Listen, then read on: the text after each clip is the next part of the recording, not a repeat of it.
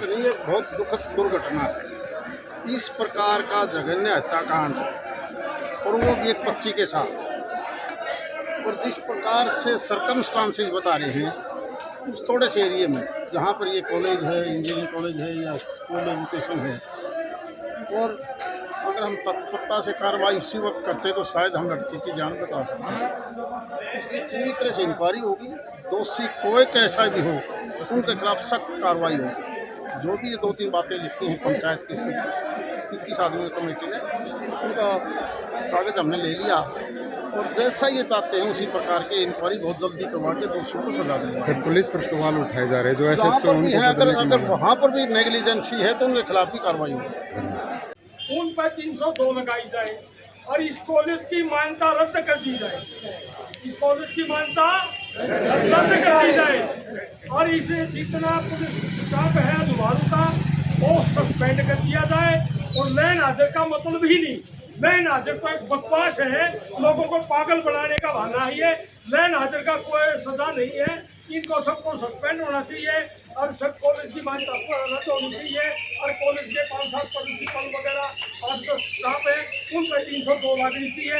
इससे घाट कोई फैसला न करिए, चाहे हम एसपी से मिलो चाहे हम सीएम से मिलो, इससे घाट फैसला होगा तो गलत हो जाएगा।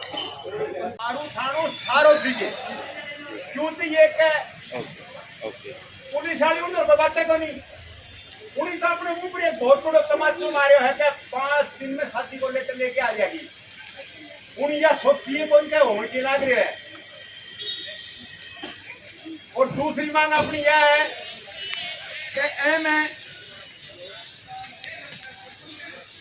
जड़े अपन जानकारी मिली है जड़े ताई बच्ची स्कूल में कॉलेज के अंदर दाखिल होगी, बाहर उनकी बॉडी निकली, आपको निकली वहां। मनीषा जो मेरी भांजी थी डाणी लक्ष्मण से, वो किड्स प्ले स्कूल है सिंगानी के अंदर, वहाँ पार्ट टाइम जॉब करती थी। वहाँ से वो 11 तारीख को 1:58 पे बाहर आती है और वो आइडियल स्कूल और कॉलेज दोनों चीज़ें हैं, उसमें बीएससी के लिए वो एडमिशन के लिए जाती हैं फॉर्म अप्लाई करने के लिए। वहाँ लगभग ये बात घटना है 2:15 बजे की। उसके बाद उस लड़की का कोई अता पता नहीं। 6 बज के शाम को 26 मिनट पे संजय जी के पास, जो मेरा जीजा जी है, लड़की का फादर है, उसके पास रिंग आती है। मात्र 10 सेकंड का फासला देके ही वापस रिंग करते हैं तो कोई उठा ही नहीं हुआ, रिंग स्विच ऑफ हो गया। उसके बाद जैसे ही संजय जी को पता चलता है कि बच्ची मुसीबत में है, वो बस पकड़ के लुहारू से सिंगानी आते हैं। लुहारू वो पार्ट टाइम जॉब करते हैं और वहाँ आने के बाद 112 पे कॉल करते हैं। 112 पे कॉल करते हैं। कॉल करने के बाद 112 आती है, वहाँ आइडियल स्कूल में जाते हैं। वहाँ जाने के बाद जब उनको बोला जाता है कि भैया आप सीसीटीवी दिखाओ, फुटेज दिखाओ, यहाँ लड़की आई है क्या, उन्होंने मना कर दिया, कोई लड़की आई नहीं है यहाँ और यहाँ स्टाफ भी नहीं है। दूसरी बात, उन्होंने सीसीटीवी कैमरे के दिखाने के लिए भी बिल्कुल साफ साफ मना कर दिया। और जो 112 में जो मुलाजिम थे उन्होंने उनसे, कॉलेज वालों से हाथ मिला के और बात करके वापस आ गए। संजय जी को वापस सिंगानी गांव में छोड़ दिया जाता है और 112 से जो मुलाजिम थे वो कहते हैं कि आप थाने जाओ लुहारू, वहाँ FIR कराओ। संजय जी वहाँ से आते हैं, FIR के लिए जाते हैं, FIR नहीं होती। ये घटना 11 तारीख की है, जबकि FIR रात को 12 तारीख को 7:30 बजे शाम को FIR होती है हमारी। जब थाने जाते हैं तो वहाँ भी ऐसा व्यवहार होता है कि मैं शब्दों में शायद ही बयां कर सकूँ। उन्होंने कहा कि आपकी लड़की कहीं पिकनिक मनाने गई होगी, किसी के साथ गई होगी, जबकि हमारी जो भांजी है वो पूरे गांव में और सब में ऐसी शरीफ लड़की थी, कोई ऐसा नहीं था। उसके बावजूद हमने वहाँ फ़ोन वगैरह करा के वो FIR लास्ट में लॉन्च करवाई।